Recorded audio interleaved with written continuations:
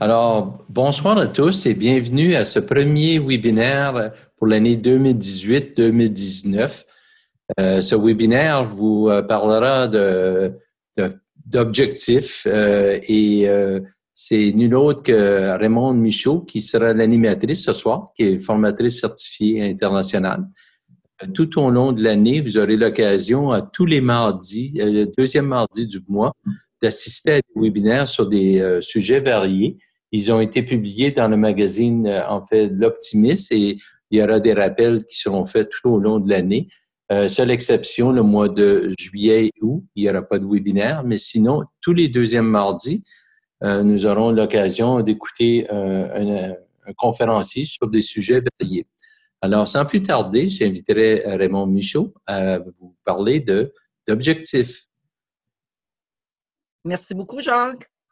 Alors, bonsoir tout le monde. Il me fait plaisir de me retrouver avec vous tous ce soir pour parler de ce sujet. Tout objectif sans plan n'est qu'un souhait. Cette citation nous a été léguée par Antoine de Saint-Exupéry. Donc, ce n'est pas d'hier, n'est-ce pas? Tout objectif sans plan n'est qu'un souhait. Première question à se demander, qu'est-ce qu'un souhait? Si vous aviez une petite baguette magique et que je vous demanderais de dire justement quelque chose que vous souhaitez, mais avant, demandons-nous, c'est quoi un souhait? Avoir envie de quelque chose? Désirer quelque chose? Vouloir un nouvel emploi? Perdre du poids? Vouloir être en forme? Vouloir boire moins? Trouver l'amour? Se marier? Faire l'achat d'une maison?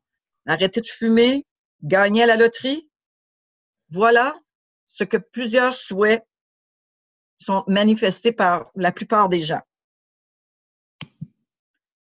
Nous, les optimistes, on a comme, je dirais, réputation d'être positifs. Et en effet, à plusieurs reprises, on fait des souhaits à propos de notre club, à propos de nos réunions optimistes. Et souvent, on va dire, je vais travailler là-dessus. Un de ces jours, je le ferai. D'une manière ou d'une autre, il y en a d'autres qui vont le faire. Mais à ce moment-là, ce sont toujours de bonnes intentions, de bons vœux pieux, comme on dit souvent. Être optimiste, c'est bien beau, c'est super. Mais tous ces souhaits ne se réaliseront jamais si on ne passe pas par un plan, par un objectif en main. Qu'est-ce qu'un objectif? Avant de dire quoi que ce soit, on peut imaginer une zone dans laquelle un ballon doit être botté, une rondelle doit être lancée, même une balle de golf doit entrer dans le trou sur le verre. Cependant, aujourd'hui, ce ne sont pas de ces sortes d'objectifs que nous allons parler. Ce sont des objectifs qui sont pensés, qui sont planifiés, qui sont voulus par des personnes, par des gens. Qu'est-ce donc un objectif? C'est quelque chose que vous tentez de faire et d'atteindre. Quelle est la différence entre un souhait et un objectif? L'objectif est quelque chose que vous pouvez atteindre avec du travail acharné et un plan d'action. Le mot action est tellement important. Alors qu'un souhait, c'est tout simplement quelque chose qui se produit sans que rien ne soit fait.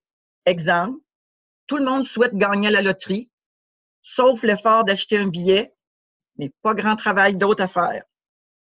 Que ce soit des objectifs pour votre carrière, votre famille, vos finances, votre croissance personnelle, votre condition physique, votre vie sociale et même spirituelle, ce sont toutes de simples pensées, tant et aussi longtemps qu'un plan n'a pas été mis en œuvre.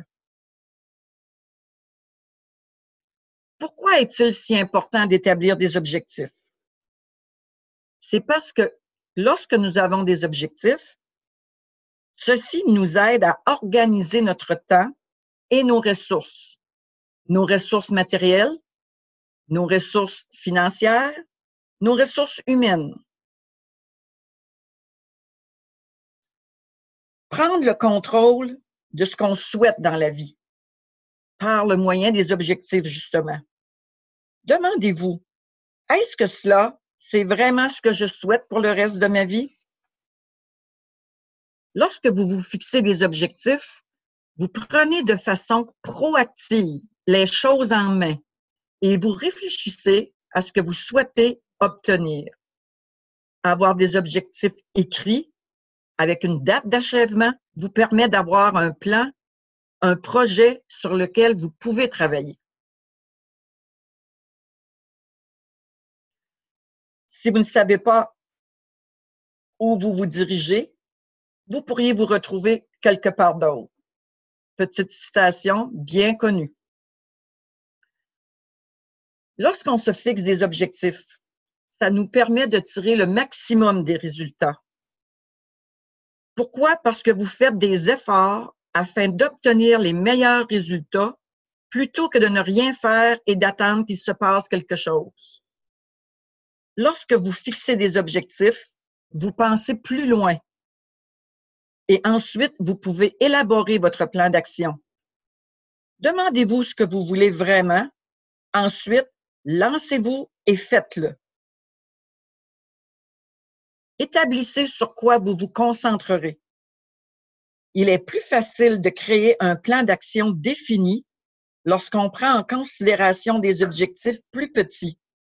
Cela permet de commencer à travailler immédiatement sur ceux-ci. Un gros projet intimidant, divisé en différentes petites étapes, permet de fournir de la motivation et de la satisfaction.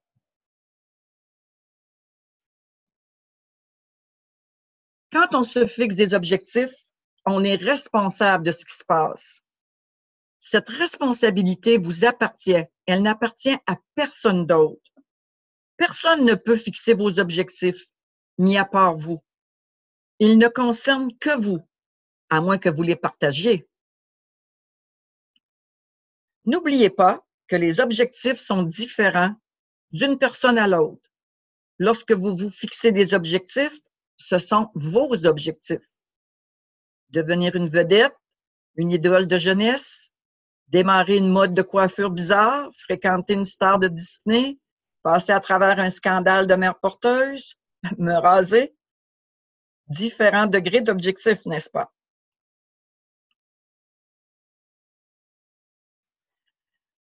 Fixer un objectif nous motive.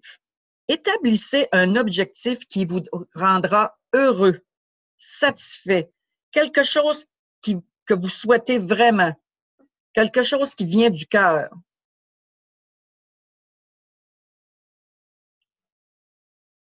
Et quand on se fixe des objectifs, ça nous permet aussi d'inspirer le meilleur en nous.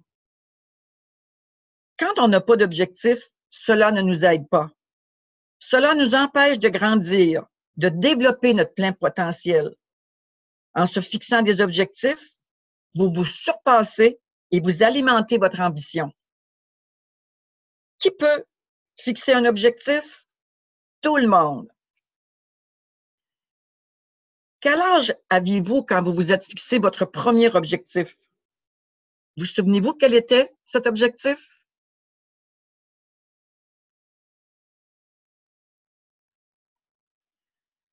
Il y a sans doute plusieurs théories qui ont été traitées de façon différente concernant les objectifs. Ce n'est pas d'ailleurs la première fois, je suis certaine, que vous en entendez parler. Mais aujourd'hui, la méthode proposée est celle qu'on nomme SMART. Un acronyme, et en résumé, qui veut tout simplement dire se fixer un objectif spécifique, mesurable, atteignable, réaliste, en temps opportun. Il peut y avoir des objectifs à long terme, par contre d'autres à court terme. Exemple, que pourrait être un objectif à long terme? Perdre du poids, apprendre le langage des signes, organiser une assemblée de district optimiste. À court terme, tout simplement nettoyer le tiroir à débarras, rempoter des plantes qui auraient dû l'être depuis l'année passée, peinturer la salle de bain, encore ce qui aurait dû être fait l'an passé. Voyons, prenons le temps de voir qu'est-ce que chacun des caractéristiques de la méthode SMART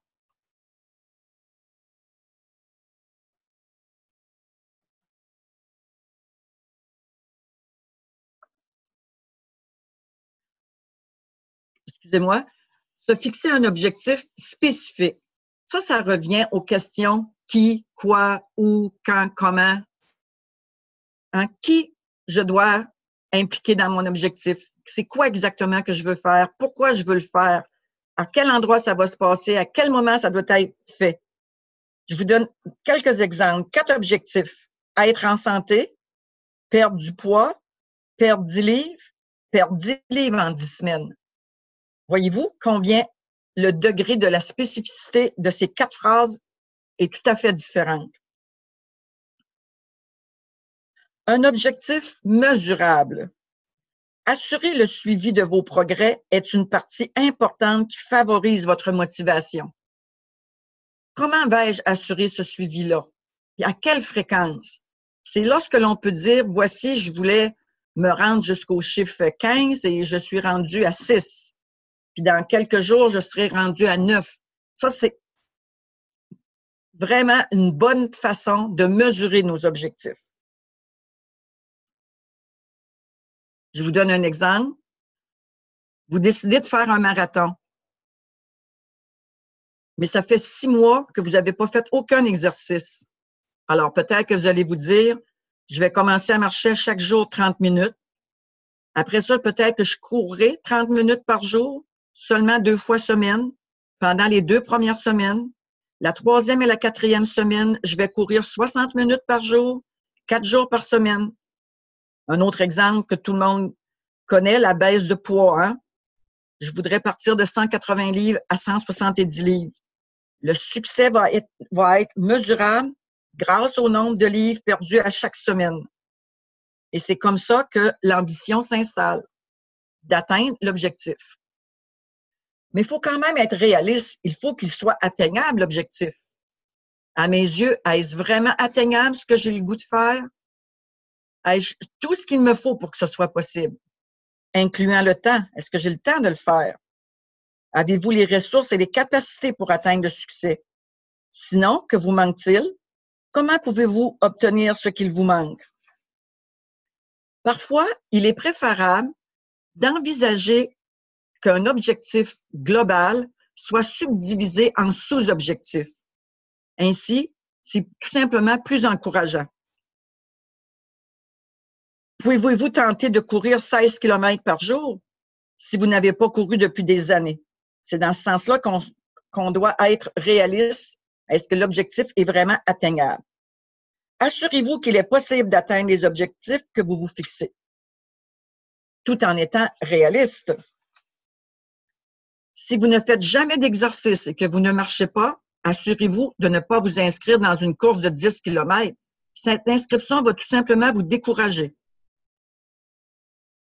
Un défi auquel bien des gens sont confrontés est d'avoir trop d'objectifs en même temps.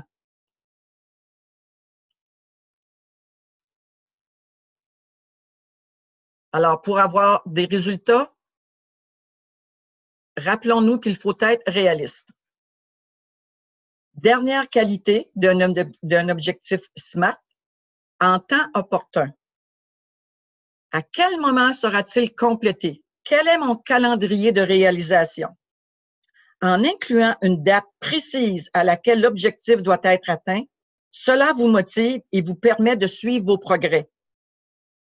Lorsque vous travaillez avec une date butoir, votre sentiment d'urgence s'intensifie et l'effort aboutit plus rapidement. Enfin, il est important de rappeler que l'établissement d'un objectif n'est pas un événement en soi. Je trouve cette phrase-là tellement enrichissante. L'établissement d'un objectif n'est pas un événement en soi. Il s'agit d'un processus continu d'action, d'évaluation et de revision. Qu'arrive-t-il lorsque j'essaie de perdre 10 livres en 10 semaines et qu'après 5 semaines, j'ai seulement perdu 1 livre? Bien, tout simplement, c'est qu'il faut revoir votre plan d'action. Qu'arrive-t-il lorsque les choses ne se déroulent pas selon le plan et que vous n'avez pas accompli ce que vous souhaitiez? Il s'agit d'un signe que ce que vous faites ne fonctionne pas et que vous devez faire des changements si vous voulez être là où vous souhaitez être. Prenez action dès aujourd'hui.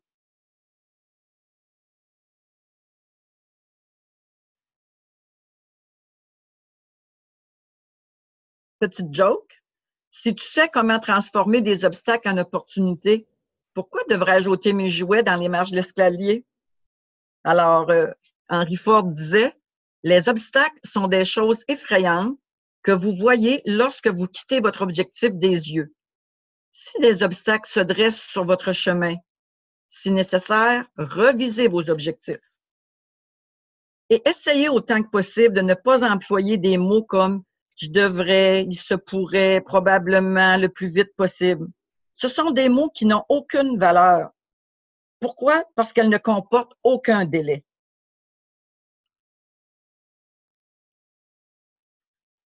Ici, cette petite interrogation nous amène à parler des pertes de temps. Nous avons tous dans nos activités quotidiennes des activités perte de temps. Exemple, consulter Facebook, des recherches incommensurables sur Internet. Comme vous le voyez, ce qui est écrit à l'écran, en 2016, il a été démontré qu'un employé moyen vérifie ses courriels 36 fois à l'heure. Vrai ou faux? Eh bien, la réponse, c'est vrai. Regarder la télévision, parler au téléphone, visiter des ventes de débarras, chercher des aubaines sur Amazon. Une fois que vous aurez trouvé vos activités perte de temps, vous allez vous sentir en contrôle de votre temps et vous allez vous diriger vers le succès de vos objectifs. Employez votre temps pour la réalisation des objectifs.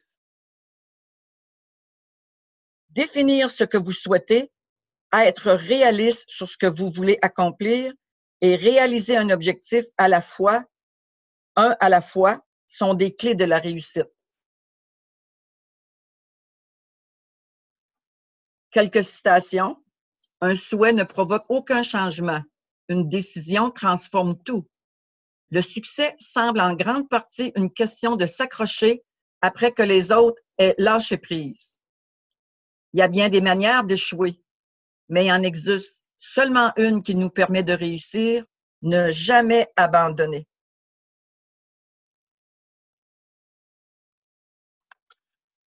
Cette petite réflexion concernant la réalisation des objectifs se termine par quelques petits conseils.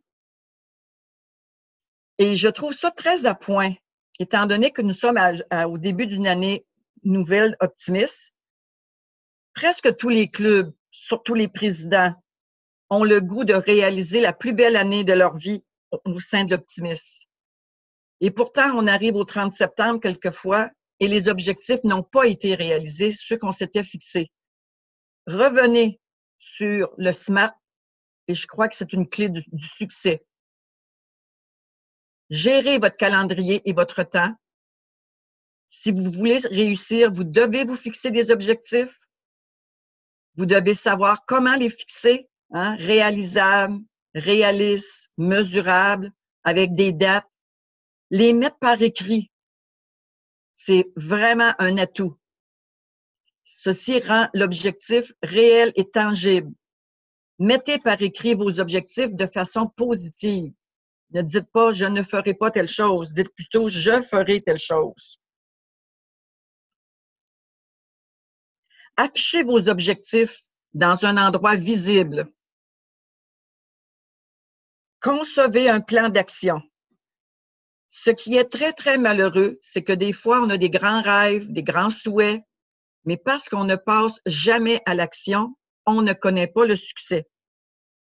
En écrivant toutes les étapes que vous devez réaliser pour atteindre un objectif, en les biffant une à la fois lorsqu'elles sont franchies, vous réalisez que vous faites du progrès.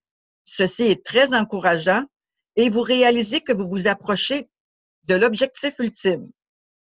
Surtout, n'abandonnez jamais.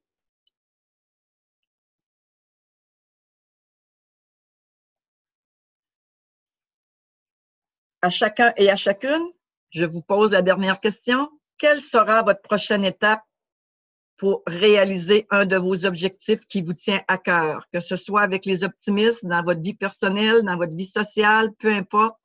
Je pense que ce petit moment de réflexion nous fait à tous et chacun et chacune du bien.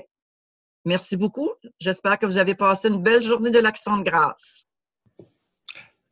Alors, merci, Pauline, Raymond, pardon, excusez, un lapsus. C'est pas grave. Les participants, si vous avez des questions, on est prêt à les prendre. Vous avez un bouton qui est pour des questions-réponses, ou sinon, si vous avez voulez avoir, vous pouvez converser ou peut-être lever même la main si vous voulez parler de vive voix. On essaiera de donner la parole. Alors, encore une fois, merci, Raymond. Ah, j'ai une question là, qui vient d'apparaître. Là, alors, bon, c'est des remerciements. C'est Pauline à qui je pensais tout à l'heure. Pour ceux qui se demanderaient, peut-être, on a eu il y a eu un arrêt de la présentation PowerPoint à un moment donné. On a perdu la présentation PowerPoint, mais elle sera disponible, tout comme l'enregistrement va être disponible pour les participants et ceux qui étaient inscrits dans 48 heures. Tous les webinaires qui ont eu lieu depuis les les 2 dernières années, ça va être la 3e cette année, sont tous disponibles, si vous voulez, sur le canal YouTube. Vous avez toute une série de webinaires qui ont été donnés au cours des 2 dernières années. Ils sont toujours accessibles. Comme je vous disais, celui de ce soir sera en rediffusion à compter de mercredi soir, à compter de 19h. Et pour ceux qui aimeraient avoir la présentation au complet, on pourra vous la transmettre aussi en même temps dans le message qui vous sera adressé. Vous aurez un lien aussi pour aller télécharger la présentation. Là, j'ai pas d'autres questions. Il me reste juste à vous inviter, à vous convier dans un mois. Le prochain webinaire portera sur les 100 fois plus solides, la mission du centenaire, et ça sera présenté le 12 novembre. Le formateur, je m'excuse, je pense qu'on a quelqu'un qui me pose une question. Merci, Nancy, tous les conférenciers, oui. C'est gentil, on apprécie vraiment votre enthousiasme. N'oubliez surtout pas de le dire à vos collègues optimistes. C'est vraiment un outil de développement personnel qui est très intéressant, ce qu'on vous offre sur les webinaires. Alors, si vous pouvez diffuser ou transmettre l'information à vos membres, les membres de vos clubs, de vos districts, de vos zones, ce serait superbe. Encore une fois, merci Raymond. Et on se retrouve le 12 novembre. Et à ce moment-ci, on n'a pas encore l'animateur, l'animatrice, mais ça sera sûrement annoncé au moins 2 semaines avant. Vous aurez un courriel, comme d'habitude, pour vous informer. Alors, sur ça, merci Raymond et une bonne soirée, une bonne journée. Merci pour ceux qui étaient là pour l'Action de grâce. C'est pas évident. Alors, bonne soirée. Merci, ça me fait plaisir.